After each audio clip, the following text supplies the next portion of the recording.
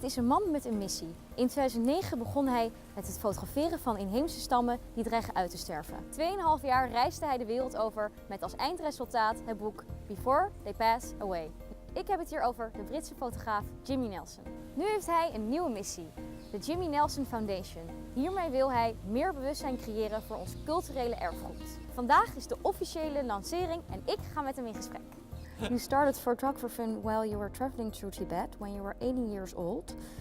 Was it during that trip that you realized to want to become a photographer? No. What I did realize, though, was that I wanted to spend the rest of my life traveling. And to be very, very, very honest, I use photography as a medium to enable that. So it's two journeys. One is a very narcissistic, personal journey of discovery and ultimately discovering myself. And then running parallel is on that journey meeting other people.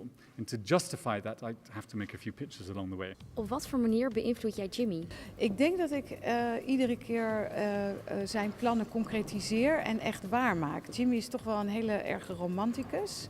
En ik weet dat in zo'n vorm te gieten dat er ook geld mee te verdienen is. En dat het ook getoond wordt aan andere mensen. About 6 years ago, I got a little bit blue. And my wife says I had a midlife crisis. I said it was a moment of reflection.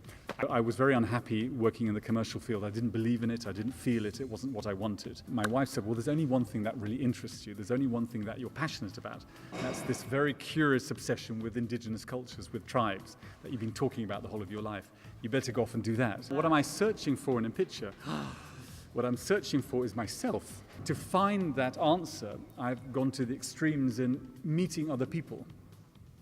But the extremes are so far, and I use the metaphor, I've essentially become a little bit like Mr. Bean with a tripod. Because wherever you go in the world, I can't speak to these people. I don't know their language. I ultimately don't understand their culture. But I have to communicate to them in a way whereby they will sit still for me. They will stand on a mountain. They will stand on the waterfall. Sometimes these pictures take weeks and weeks and weeks to make.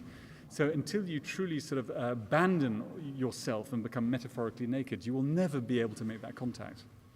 But it's ultimately the contact I'm trying to make with myself. I've often said it in interviews that Edward Curtis is your role model. What made you fall so deeply in love with his work? I was familiar with his pictures as a child. I didn't know who he was or what they stood for.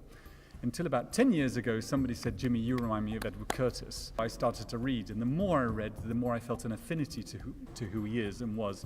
And to be honest, he inspired me to begin on the project that I'm now doing. Is he also the reason why you choose to shoot Before They Pass Away with a 50-year-old plate camera? No.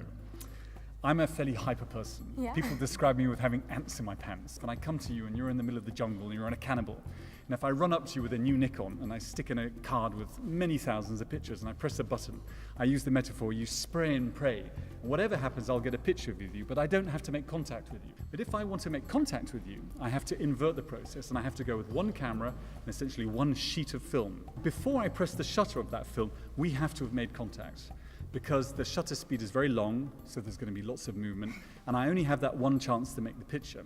So you spend hours and hours and hours and hours building up for this one picture, and that one picture, the people you can't speak to, they don't understand what you're doing. Many of the times they don't know what a picture is, but they acknowledge the fact that you've seen them. Dames en heren, Jimmy Nelson. Thank you. Can you all hear me? De bedoeling is dat de Jimmy Nelson Foundation een stichting is waarbij we andere mensen ondersteunen hun dromen te verwezenlijken. Die dromen zijn culturele projecten waarbij de uitwisseling van culturele diversiteit centraal staat. Dat kan een project zijn over dans, het kan een project zijn over muziek of koken. Als het maar gaat over de uitwisseling van culturen, dat kan onze cultuur zijn die naar een andere cultuur gaat of een andere cultuur die uitwisselt met die van ons. The foundation is a dream. Ever since I've started doing what I do, I want to share it. I'm beginning to share it with the people I've made the pictures from. We're starting to go back, starting to show them, explain to them, starting to discuss. So that's one part of the sharing. The other part of the sharing is I'm desperate to put ants in the pants of other people.